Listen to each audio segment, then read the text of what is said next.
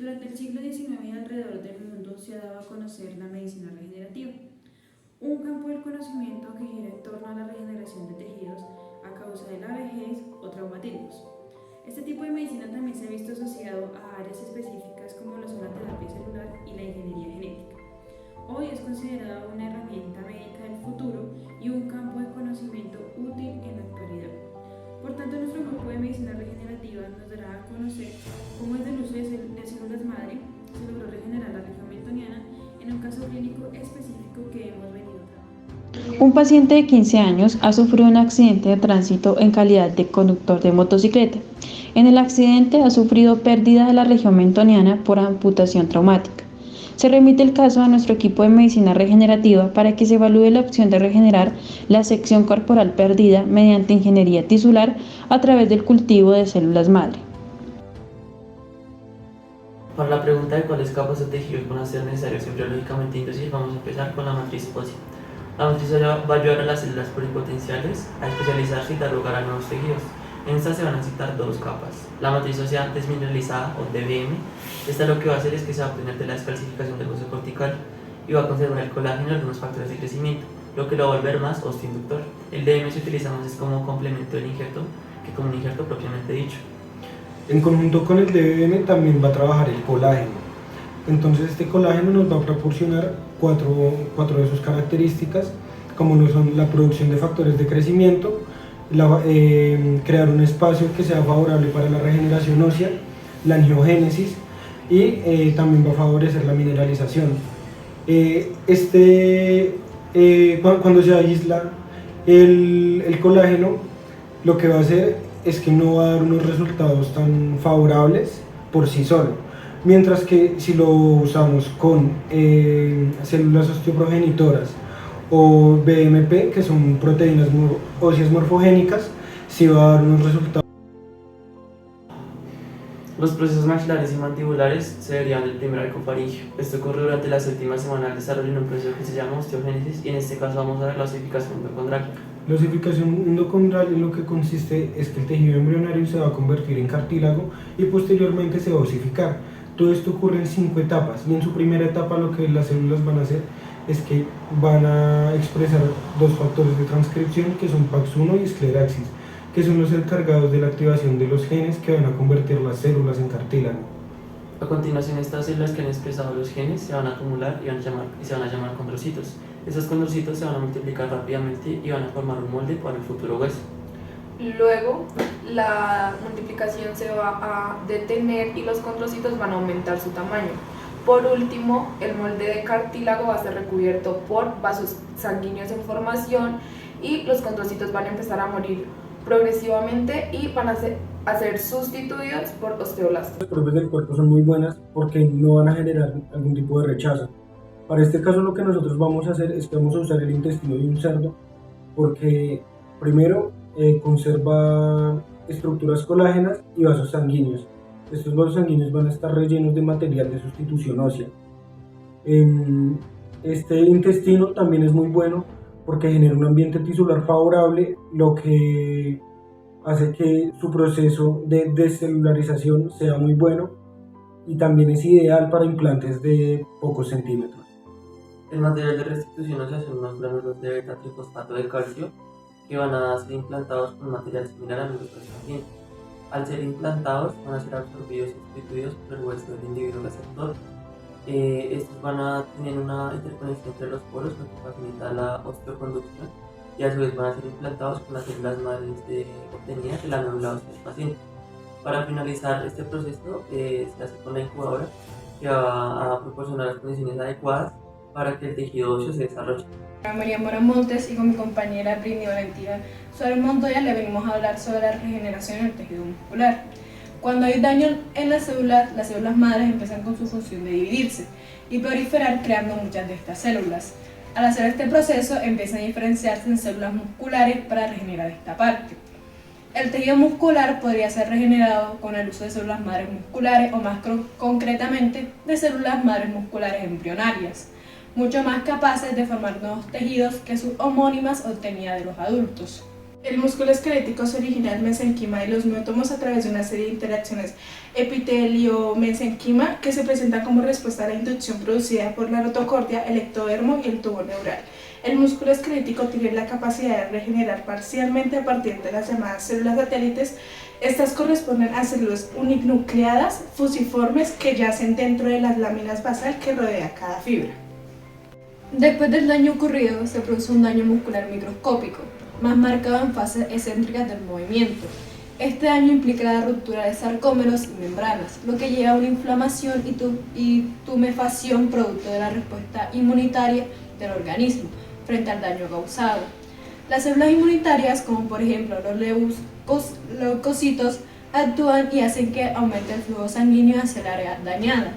Mediante este flujo sanguíneo mayor llegan más nutrientes y más oxígeno a la zona dañada para poder eliminar los productos de desecho, como por ejemplo el lactato. Además, la respuesta inmunitaria es el causante de la activación de las células satélite.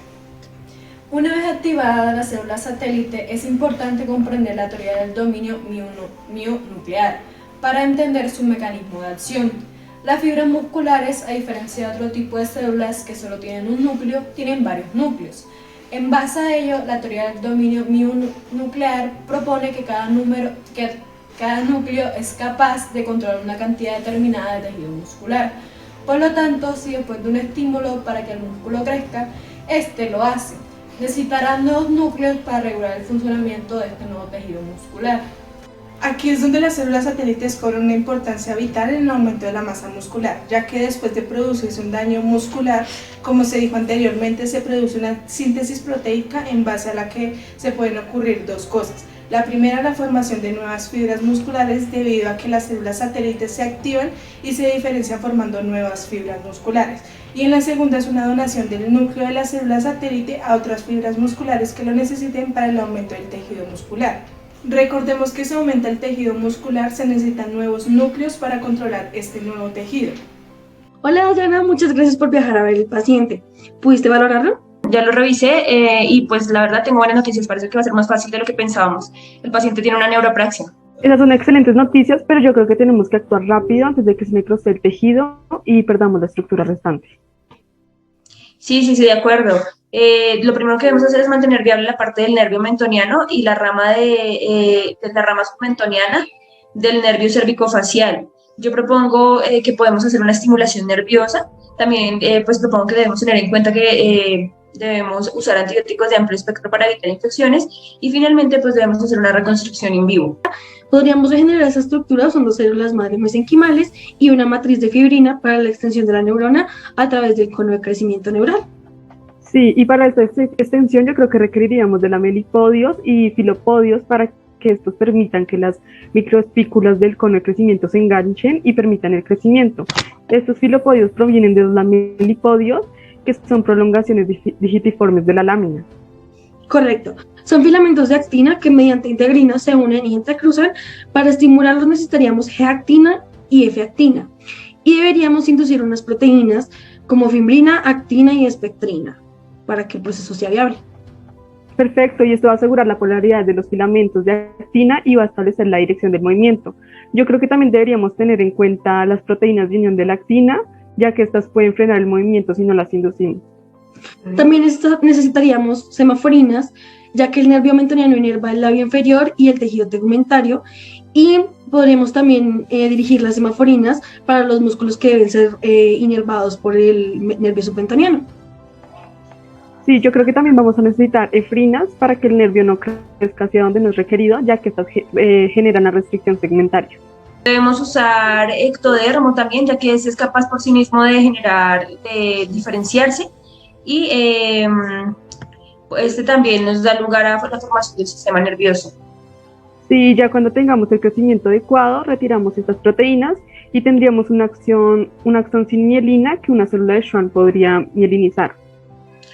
Correcto. Debemos marcar el trayecto y para esto pues debemos generar la placa neuromuscular cuando la acción del nervio submentoniano toque la membrana celular muscular. Correcto. La laminina nos puede ayudar a trazar el camino y las neurotrofinas, mediante la quimioatracción y quimiorepulsión inducida por nosotros, van a escoger los músculos cuadrado del mentón y borla del mentón, que son los que necesitaría inervar el nervio submentoniano. Sí, el crecimiento del nervio nos puede tardar 4 semanas aproximadamente, ya que la parte a reconstruir es de aproximadamente 1.5 centímetros. Yo creería que la placa neuromuscular nos puede tomar aproximadamente 2 días, aunque a los 30 minutos ya estaría prácticamente unido el nervio submentoniano. Empezaríamos con una estructura como esta y terminaríamos con una estructura como esta. Para los vasos sanguíneos se puede realizar un cultivo in vitro de los vasos sanguíneos para una posterior implantación con microcirugía. Los vasos sanguíneos derivan de los hemangioblastos. Las células totipotenciales, con ayuda del BMP, se pueden diferenciar en hemangioblastos. A su vez, los hemangioblastos, que derivan del mesodermo lateral, van a dar lugar a angioblastos, que son las células endoteliales de los vasos sanguíneos, y células madre hematopoyéticas, que van a dar lugar a los eritrocitos, granulocitos, monocitos y plaquetas. Los hemangioblastos necesitan de factor de crecimiento fibroblástico básico para condensarse en agregaciones que son denominadas islotes sanguíneos, y estas se convierten en células madre hematopoyéticas. El crecimiento endotelial vascular es necesario para que los angioblastos se multipliquen y diferencien en células endoteliales que formarán los tubos, que van a formar un plexo capilar primario. Las células tipo pericitos son muy importantes para mantener la integridad de los vasos sanguíneos y las debemos agregar para garantizar este proceso. Es posible generar una red vascular única a partir de una única célula progenitora angioblástica, pero para esto requerimos de una matriz extracelular muy específica. Requerimos de BGF, que actúa sobre los capilares recién formados, perdiendo el contacto célula a célula para permitir la fusión de los capilares para formar uno más amplio. Requerimos del TGF-beta para aumentar la matriz extracelular y el factor de crecimiento derivado de plaquetas, que va a reclutar células pericíticas para la flexibilidad mecánica de la red capilar. Requerimos de colágeno para estabilizar estructuralmente los capilares. Posteriormente, cuando tengamos los vasos sanguíneos formados, requerimos que se diferencien entre venas y arterias. Las arterias requieren de efrina B2 para diferenciarse y las venas de EPHB4 para diferenciarse. Es decir, que primero tendríamos un tubo con interacciones celulares, interacciones endoteliales, célula a célula, un tubo con células pericíticas de soporte, un capilar y luego vasos sanguíneos diferenciados que pueden ser agregados con microcirugía. De esta forma vamos a producir la arteria mentoniana y la vena submentoniana. Recomendamos primero agregar la arteria mentoniana para que los músculos empiecen a recibir irrigación y no se pierda la producción de este tejido. Y posteriormente la vena submentoniana para recoger la sangre que está irrigando los músculos y las estructuras aledañas. Mientras que las células externas son angioblastos. ¿Cuál sería la secuencia de eventos o transformaciones que sufrirán las células poco diferenciadas de cada capa embrionaria hasta convertirse en los tejidos que necesita reconstruir? Durante la reparación del daño de la epidermis interfolicular se produce un reclutamiento masivo de células madre interfoliculares al área de la herida, pudiendo observarse en clones derivados de estas, migrando desde la periferia hacia el centro de esta, persistiendo allí durante mucho tiempo tras la cicatrización. Sin embargo, el número de células que migran hacia la zona dañada es mucho menor y los clones son mucho más pequeños, y 35 días después del daño la mayoría de estos empiezan a desaparecer. Es decir, que parece que los progenitores de vida corta son los responsables de mantener la homeostasis de la epidermis en condiciones normales, mientras que las células madre, que normalmente se encuentran en estado quiescente, se activan al producirse una agresión. Además, tanto las células madre del bulto como del infundíbulo pueden migrar hacia la epidermis durante esto en respuesta a una herida y participar en la reparación del daño. Cuando estas células migran hacia la epidermis, pierden sus marcadores específicos de folículo piloso y adoptan un fenotipo más similar al de las células madre de la epidermis interfolicular, aunque sin embargo una vez en la epidermis no persisten mucho tiempo y desaparecen después de la reparación del daño. ¿Cuáles tejidos o capas embriológicas sería necesario inducir? Bueno, como ya se conoce, en la capa basal de la epidermis interfolicular coexisten dos tipos de progenitoras: las células madre, que se caracterizan por su división lenta y una vida larga, y las células progenitoras de la capa basal, caracterizadas por su división rápida y vida más corta, ya que después de un número determinado de divisiones, estas células experimentan diferenciación terminal hacia los queratinocitos diferenciados, perdiendo asimismo su capacidad de división. El folículo piloso evoluciona en tres fases: la primera, anágena o fase de crecimiento; la segunda, catágena o fase de involución; la tercera, telógena o fase de reposo. Ahora bien, ¿cómo sería este proceso? En las células madre responsables de la regeneración del folículo piloso durante la fase anágena se localizan en el bulto, que esta sería la parte inferior de la porción permanente del folículo piloso, y se caracteriza por la expresión de marcadores como lo son el CD34 y el K15. Estas son células multipotentes que tienen la capacidad de diferenciarse en todas las líneas celulares que componen la unidad polisebácea. Durante la fase anágena, las células madre del bulto darán lugar a las llamadas células amplificadoras de tránsito, que se localizan en el bulbo del folículo piloso, y pues estas proliferan rápidamente de forma transitoria antes de embarcarse en 7 programas de diferenciación que finalmente darán lugar al folículo piloso maduro. Cuando las células de la matriz agotan su capacidad proliferativa, el crecimiento del pelo se detiene y el folículo entra en la fase catágena 6, que lleva a la degeneración de los 2/3 inferiores del folículo, mientras que la zona del bulto permanecerá intacta.